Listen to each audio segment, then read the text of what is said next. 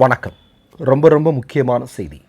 கூட்டம் கூட்டமாக எம்எல்ஏக்கள் ராஜினாமா செய்து கொண்டிருக்கிறார்கள். அந்த செய்திக்கு போகிறதுக்கு முன்னாடி இன்னைக்கு நடந்திருக்கக்கூடிய முக்கியமான விஷயம், அதாவது பாஜக கட்சியோடு கூட்டணியில் இருக்கக்கூடிய பச்சமுத்து அவர்கள் நடத்தி கொண்டிருக்கக்கூடிய ஒரு சேனலில் ஆர்எஸ்எஸ் ஆதரவாளராக இருக்கக்கூடிய சமஸ் ஒரு பேட்டி எடுத்திருக்கிறார். யாரை தெரியுமா?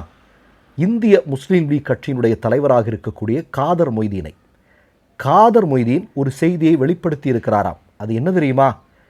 தேர்தல் நடந்து முடிந்ததும், வாக்கு எண்ணிக்கை நடந்து முடிந்ததும், விஜய் தலைமையில் தாவேக்க ஆட்சி வந்துவிடக்கூடாது என்பதற்காக அதிமுக திமுக கூட்டணி இணைப்பு பற்றி பேசப்பட்டது அப்படின்னு அவர் சொல்கிறார். உடனே சமஸ், ஆர்எஸ்எஸ் ஆதரவாளராக இருக்கக்கூடிய சமஸ் சொல்கிறார், இதை யார், ஸ்டாலினே உங்கள்கிட்ட பேசினாரா?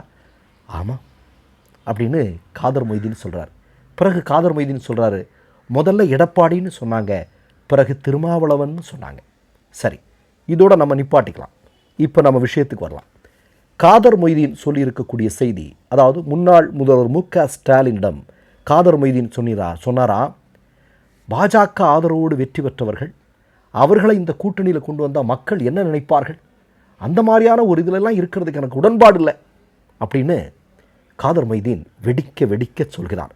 நான் காதர் மொய்தீனை பார்த்து கேட்கிறேன், பேட்டி எடுத்த சமஸை பார்த்து கேட்கிறேன். நான் முதல் கேள்வி,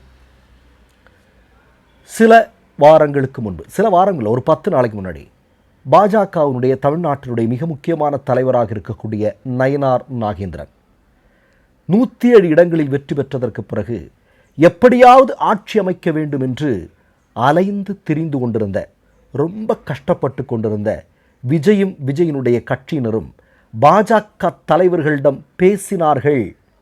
நாங்கள் எப்படியாவது ஆட்சி அமைக்க வேண்டும் என்பதற்காக அப்படின்னு நயினார் நாகேந்திரன் ஒரு செய்தியை சொல்லியிருக்கார் இல்லையா? அது சொல்லி 10 நாட்களுக்கு மேலாயிடுச்சு. இன்று வரையிலும் விஜயோ விஜயினுடைய கட்சியை சார்ந்தவர்களோ அது குறித்து ஒரு வார்த்தை கூட பேசலை. காதர் மொய்தீனுக்கு இதற்கு ஏதாவது பதில் உண்டா? ஒன்று. அடுத்த காதர் மொய்தீன்கிட்ட நேரடியாக கேட்கக்கூடிய கேள்வி, காதர் மொய்தீனுக்கு நல்லா தெரியும் திருப்பரங்குன்றம் விஷயம் என்ன அப்படிங்கிறது. விஜய் அவர்கள் ஆட்சி பொறுப்பிற்கு வந்ததற்கு பிறகு மோடியினுடைய கட்டுப்பாட்டில் இருக்கக்கூடிய இந்திய தொல்லியல் துறை திருப்பரங்குன்றத்திற்கு நேரடியாக வந்து தர்கா இருக்கக்கூடிய இடத்துல அந்த தர்காவினுடைய நிர்வாகிகளுடைய அனுமதி இல்லாமலேயே அங்கே சோதனை நடத்தி இருக்கிறார்கள். இதை பற்றி விஜயோ தாவேக்காவோ ஒரு வார்த்தை கூட பேசாமல் ஏன் மௌனம் சாதித்து கொண்டிருக்கிறார்கள் அப்படிங்கிறதுக்கு காதர் மொய்தீன் கிட்ட பதில் இருக்கா? சரி, அடுத்தது மொத்தமாக கேட்கிறேன். இன்றைக்கு தமிழ்நாட்டு பாடநூல் நிறுவனம் இல்லையா, தமிழ்நாட்டினுடைய பாரம்பரியமாக இருக்கக்கூடிய தமிழ்நாட்டினுடைய வளர்ச்சிக்கு பங்களிப்பு செய்த திராவிட கட்சிகள், பெரியாரிலிருந்து அண்ணாவிலிருந்து ஒரு நீண்ட வரிசை இருக்கிறது. இவர்களுடைய பாடத்திட்டங்களை மேலும் அச்சிடாமல் இருப்பதற்கு வாய் வழியாக உத்தரவு பிறப்பிக்கப்பட்டிருக்கிறது அப்படிங்கிற செய்தி இன்றைக்கு வெளிவந்து கொண்டிருக்கிறது அல்லவா? சரி, இதையெல்லாம் கூட விட்டுருங்க. காதர் மொய்தீன்கிட்டையும் புதிய தலைமுறை சமஸுக்கிட்டையும் விஜயும் விஜய் கட்சிக்கிட்ட எல்லாத்தையும் நம்ம கேட்குறோம். விஜயினுடைய கட்சியை சார்ந்த நபரின் மீது ஒரு குற்றச்சாட்டு இருக்கிறது. அது என்ன குற்றச்சாட்டு? ஐபிஎல் போட்டியின் போது போதைப்பொருள் பயன்படுத்துவது போன்ற ஒரு வீடியோ, அந்த ஒரு குற்றச்சாட்டு அவர் மீது இருக்கிறது இல்லையா?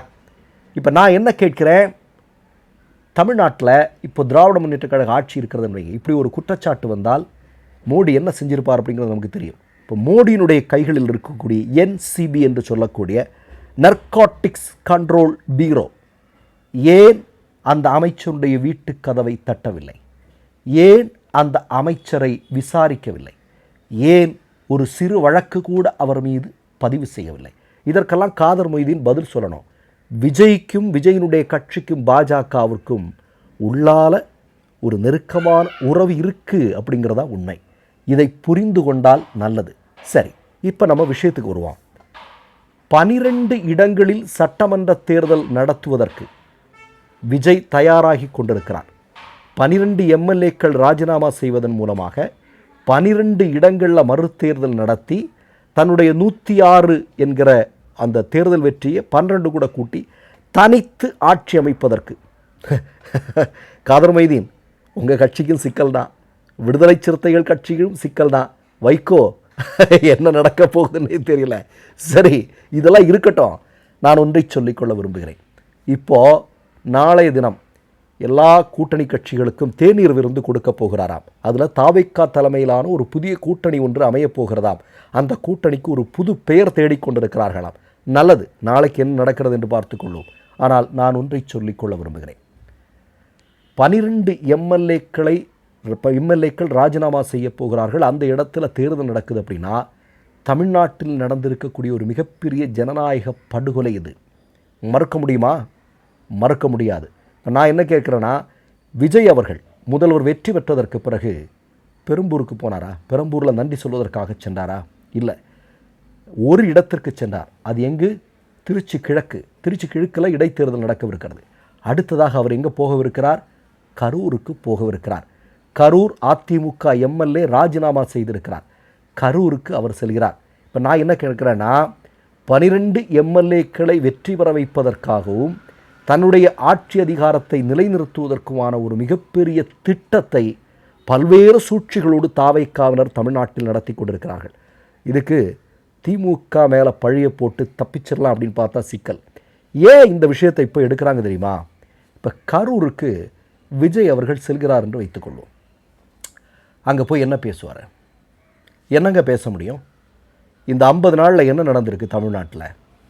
போதைப்பொருள் புழக்கம் அதிகமாக இருக்குது, வழக்குகள் அதிகமாக இருக்குது, பெண்களுக்கு எதிரான அநீதிகள் அதிகமாக நடந்திருக்கு, தாவாக்காவினரே பல பேர் பிடிக்கப்பட்டிருக்கிறான், சட்ட ஒழுங்கு சரியில்லை, மின்சார விலையேற்றம், எல்லாத்துலேயுமே பிரச்சனை தான். எல்லாத்துலேயும் மிகப்பெரிய பிரச்சனைகள் இல்லையா? அப்போ அங்கே போய் இந்த 50 நாளில் நான் இதெல்லாம் பண்ணியிருக்கிறேன் அப்படின்னு விஜயால் வாக்கு சேகரிக்க முடியாது. அங்கே போய் என்ன சொல்லுவார்? ஐயோ ஐயோ, அதிமுகவும் திமுகவும் என்னை வீழ்த்துறதுக்கு இணைகிறாங்களாம், இணைஞ்சு என்னை வீழ்த்துறதுக்கு முயற்சி பண்ணுறாங்களாம் அப்படின்னு ஒரு மிகப்பெரிய அளவில் ஒரு நடிப்பை வெளிப்படுத்துவதற்கான ஒரு களமாகத்தான் அதை மாற்றப் போகிறார்கள். ஆனால் மக்கள் நன்கு படித்தவர்கள், நன்கு அறிவுபூர்வமானவர்கள். அவர்களை ஒருபோதும் குறைவாக இடை போட்டு விடாதீர்கள். இதில் தாவேகா கட்சியில் இணைந்த கூட்டணி கட்சியை சார்ந்த தலைவர்களுடைய நிலைமை தான் ரொம்ப பரிதாபமாக இருக்குது. இன்றைக்கி வைகோவினுடைய ஒரு பேட்டியை பார்த்தேன். வைகோ கிட்ட கேட்குறாங்க. அதை வைகோ சொல்கிறாரு, திமுக ஆட்சியில் லஞ்சம் தலைவிரித்து ஆடியது, ஊழல் தலைவிரித்து ஆடியது. அப்போ ஒரு ஊடகவியாளர் கேட்குறார், ஏப்பா அப்படி சொல்கிறியா, அப்போ ஏன் நீ அப்போ ரிசைன் பண்ணலை, ஏன் கூட்டணியில் ஒட்டிக்கிட்டு இருந்த? அதற்கு வைகோ சொல்கிறாரு, அது கூட்டணியில் இருந்தால் அதை பற்றியெல்லாம் பேசக்கூடாது, அதுதான் தர்மம். இப்போ வெளியே வந்துட்டால் நாங்கள் பேசுகிறோம். கூட இருந்தவனே சிரிச்சிட்டான். வைகோவுக்கு 2 பக்கத்தில் இருந்தவனே சிரிச்சுக்கிட்டான். ஒருத்தன் இப்படி கையை வச்சுக்கிட்டு, எப்பா இதெல்லாம் கேட்காதப்பா அப்படின்னு கேட்குறான். அதுக்கப்புறம் வைகோ கோவத்தினுடைய உச்சியில் போயிட்டு சொல்கிறாரு, நீ எல்லாம் மஞ்ச பத்திரிக்கையா, உனக்கு பாஸ் யார், நீ வெளியே போடா. அதாவது வைகோ நமக்கு தெரியும், ஒரு துண்டு பேப்பர் கூட இல்லாமல் பல மணி நேரம் சொற்பொழிவாற்றுவதற்கு வல்லவர். ஆனால் ஒரு சின்ன கேள்விக்கு இவ்வளவு பெரிய தடுமாற்றத்தை சந்திக்கிறார் அப்படின்னா நீங்கள் கொஞ்சம் யோசிச்சு பாருங்கள். நான் மறுபடியும் சொல்கிறேன், திராவிட முன்னேற்ற கழகத்தின் போது பழியை போட்டு தொடர்ந்து வெற்றி பெற்று கொண்டிருக்கலாம் என்றால் நிச்சயமாக மக்கள் அதை ஏற்றுக்கொள்ள மாட்டார்கள். மற்றொரு நிகழ்வில் சந்திப்போம். நன்றி, வணக்கம். 3 யூடியூப் சேனல்கள் வியாபாரத்திற்கு இருக்கிறது. தேவைப்படுபவர்கள் இந்த எண்ணுக்கு தொடர்பு கொள்ளுங்கள். மை நேம் இஸ் ரெட் சேனலை சப்ஸ்கிரைப் பண்ணிக்கோங்க. அதுக்கப்புறமா பக்கத்தில் இருக்கிற ஜாயின் பட்டனை கிளிக் பண்ணீங்கன்னா ஒரு நியூ பேஜ் ஒன்று ஓப்பன் ஆகும். அதுலேயும் ஜாயின் பட்டனே கிளிக் பண்ணிக்கோங்க. அதில் பார்த்தீங்கன்னா credit R debit card options இருக்கு. இதில் உங்களுக்கு விசா, மாஸ்டர் கார்டு, ரிப்பே அப்படின்னு 3 ஆப்ஷன்ஸ் கொடுத்துருக்காங்க.